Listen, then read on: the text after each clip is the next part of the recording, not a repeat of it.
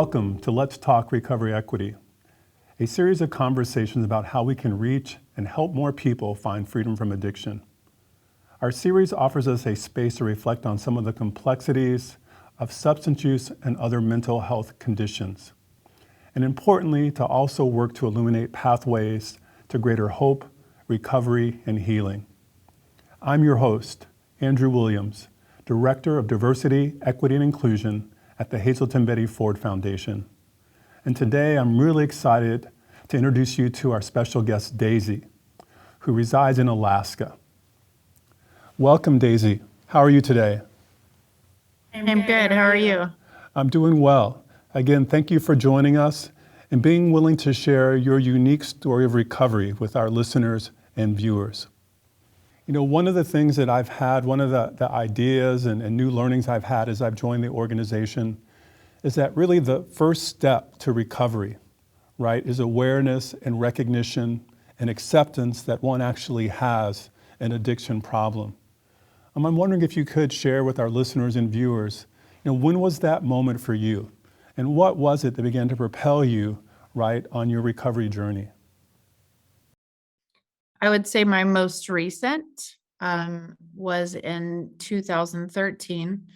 At that point, I had small children, and I started using when I was 9. So at this point, I was in my 30s, and I had small children, and I chose to take some pills, and then decided to take a bath. Right.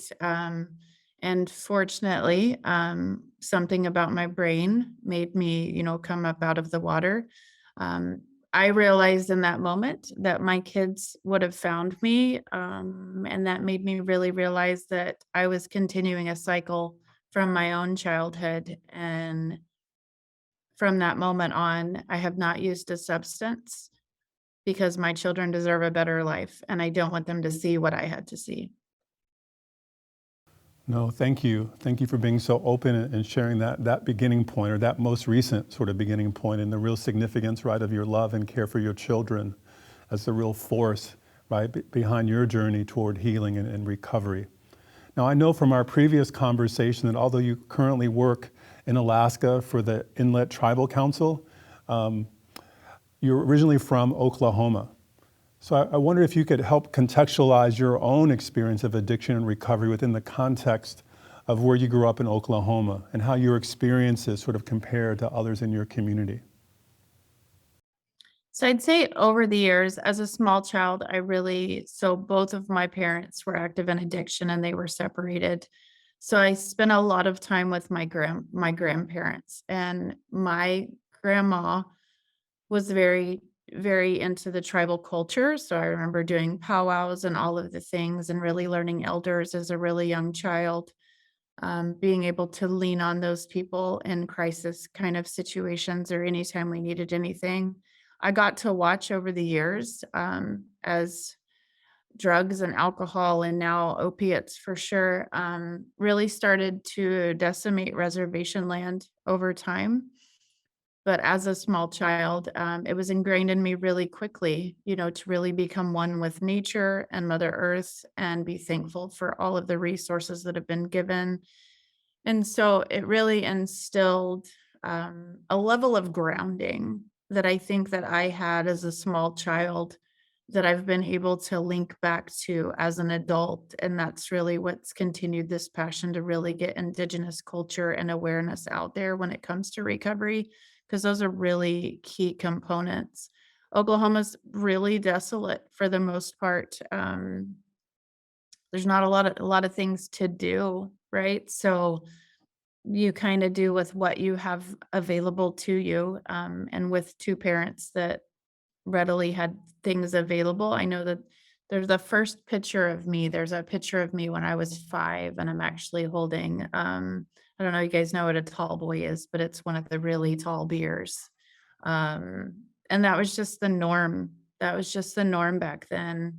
It's really interesting to look back now on it and what that started, the cycle that started.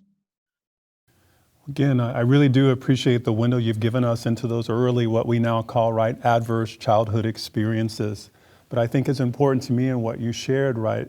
And it resonates and reminds me of some of what you shared in our previous conversation, is that we've always had people in our communities who in an informal way play the kind of formal roles that are now offered, right, through sober support programs. So here I think about your grandmother and the story that you shared about her and her coming right to wrap her love and care around you and to keep you grounded, right, in your cultural community, giving you that possibility, right, for healing and connectedness.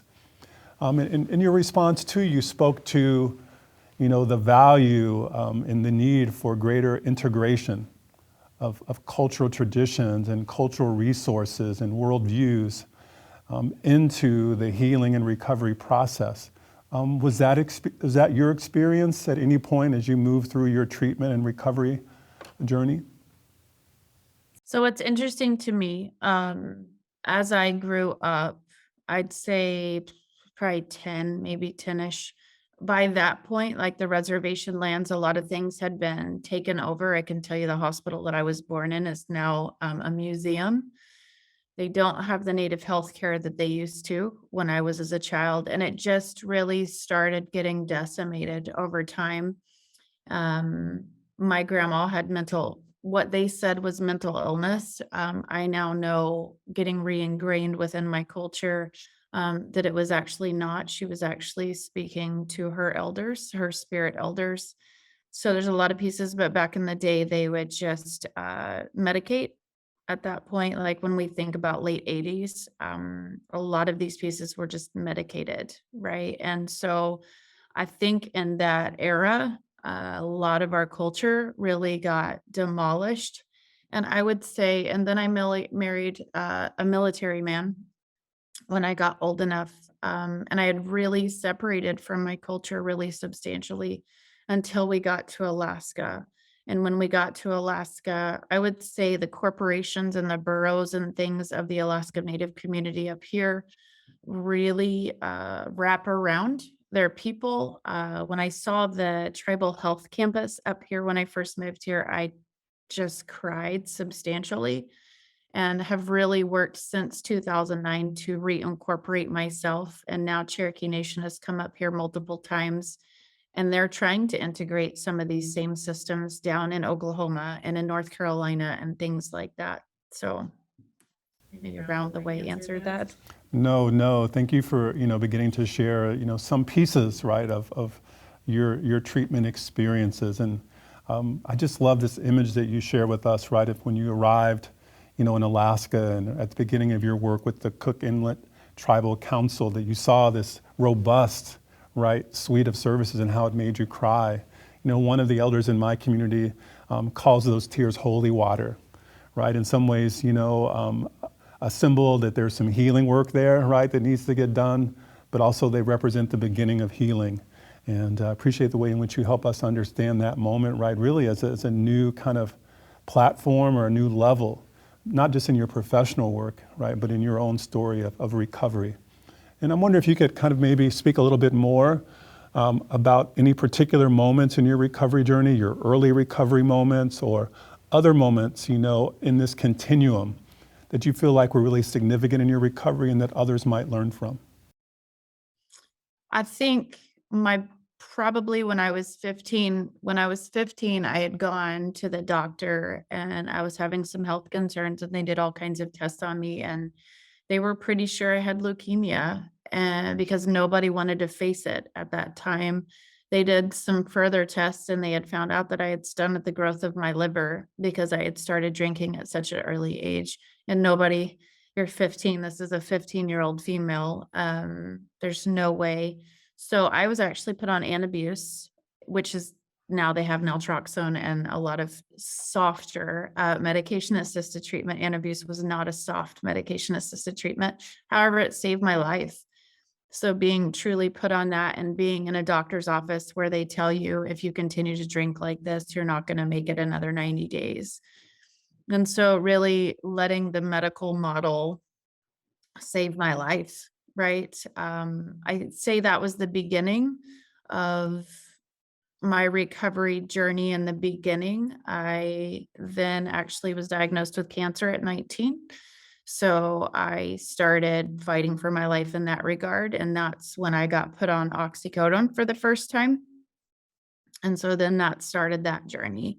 So even though I've been substance free from alcohol for a lot longer, pills became the new norm. And pills are one of those really hidden situations because you can get away with those and nobody knows. There's not a smell to it. There's not a lot of these pieces. And it took me until 2013 and really just being scared of my kids and learning I wanted to be a cycle breaker. I had no idea the amount of work that goes into that, and being able to break that cycle, but it was all heavy and hard, but 100% worth it because my kids will never have to live that life. Mm, thank you. Now, I know we've had a chance to be in conversation earlier and learn more about your work, again, with the Cook Inlet Tribal Council, and you've been very open and vulnerable in sharing and talking about your own recovery journey. I always appreciate this opportunity with guests to ask them, what's your source of strength? I mean, what's your source of strength that has allowed you to sustain the healing work that you do? And what's your source of strength that you lean on as you move through your own recovery journey? There's a level of resilience that comes from being able to help other people, right? If my one story can help one other person not necessarily not have to go through it, but to be able to heal and recover from it, then a lot of those negative like my aces and things like that, then a lot of those, it just makes them feel like they happen for a reason because they made me who I am. So seeing it as a strength instead of a weakness is a huge piece in my recovery. But I'm also very grounded with nature. I do hiking, I do all of those pieces, and when I need to be grounded, I go out, and I go on a hike. It's a whole different just mindset, really being not yet old enough to necessarily be considered an elder, but at the same time also starting young. I'm in my 40s, but already starting to be able to use my story to help others. I it tells me it's kind of a full circle situation. It's the same things that the elders try to do for us and have been trying to do for us for generations. And I don't know, I think my biggest piece is just helping others and I want to live. I want to live. There's so much more left to life to live. And I know that for myself, if I picked up substances, I'd never get to see all of those opportunities. So I'm hopeful for the unknown, and the future and all of the memories that I still have, to create within my life. Thank you. I want to circle back to a part of your story that really resonates with me. And part of as I listen and reflect on your story, I'm struck by how early, right, you began to struggle with addiction. And I also hear, in what you share, this deep love and care for young people in particular. That resonates with me because, once a week I have the opportunity at our Plymouth location here with the Hazelton Betty Ford Foundation to be in a BIPOC youth group that has included many Native American youth. I'm wondering, if you could maybe speak to the specific challenges that are confronting youth in the area that you work with, and do you have a particular message for young people as you look back at your younger self? Oof. There's a lot of things I tell my younger self. It will get better, but you don't have to be what you were raised into. You can create different. And although I always told, because I worked in residential with youth for quite a while, because I always think prevention. I think we as a society tend to be very reactive to things, especially you're seeing that a lot with the opioid crisis. I think we tend to be reactive, but if we can get into our youth and younger ages and things like that to just let them know you're not alone. This is a situation like when they first start getting into the juvenile justice system, we want to keep them from going into the adult system. So how do we do that? And I'd say one youth did it to me as they were graduating, and he came up to me and he said, "Thank you. You are the most consistent person I've ever had in my life." So just getting up and suiting up and showing up every day, they could call me every name in the book. and I still showed up because I still believe in you, right? Just being there for each other and just letting them know it does get better. It can get better. You do have to make some choices, right? There are some really hard choices, and that's where we struggle with, prefrontal cortex development. Um, so late 20s is when you'll get a lot of that real healing growth. But as youth, just they're just not alone in it. I think a lot of trauma response, and I had it myself, right, is I got this. It's me against the world. Nobody was there to protect me when I was younger, right? Like it's me. I got to do this. And that's just not the case. I think there's so many of us that struggled, that really, really struggled as we were growing up. And we don't have to walk this journey alone. I think peers, even for teenagers, I love seeing youth coming up to me now that are like, "Hi, Miss Daisy. I'm 3 years sober," and it's those moments where I get emotional because that's what I can do. That's what I can do for my community and other people.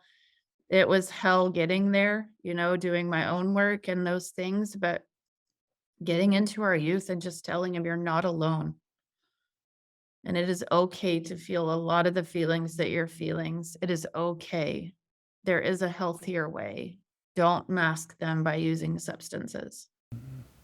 Daisy, I'll be honest with you. I'm also getting emotional as I hear you kind of share your message with young people. I feel that holy water kind of welling up in my eyes. And not only have I come to really care deeply about the young people I've had this privilege to work with and meet at our Plymouth location, I've also come to care deeply about the professionals there who do this work, which I can see is especially challenging. Do you have any consultation, any kind of insights to offer them as we move toward closing out our interview today?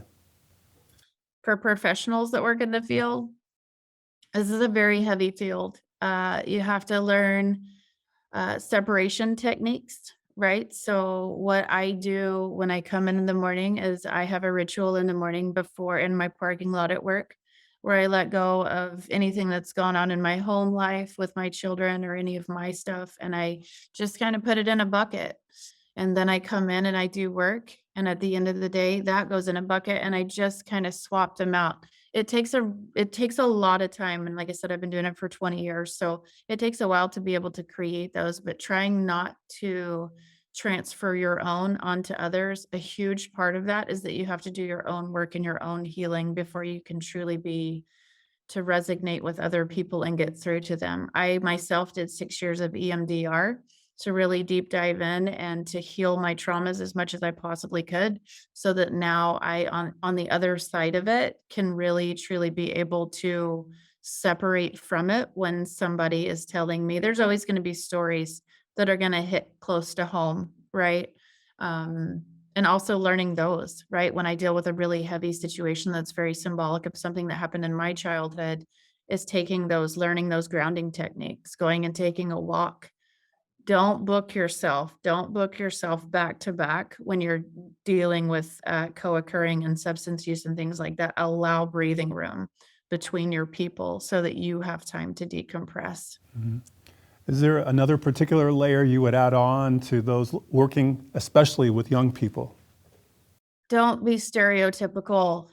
Don't be stereotypical. Each kid that's going to present with you is going to be their own story. Let them own their story and define their own path. Don't come in with a predetermined motion as to what you think their path should look like, because that's going to demolish any rapport and any building work that you can do to come to where they're at. And this is adults, youth, and everything. Like our biggest piece here of the council is come as you are. You come as you are, and we're going to meet you where you're at, and we're going to help you through where you're at. Same thing with youth and stability. Give them stability. Yes, yes.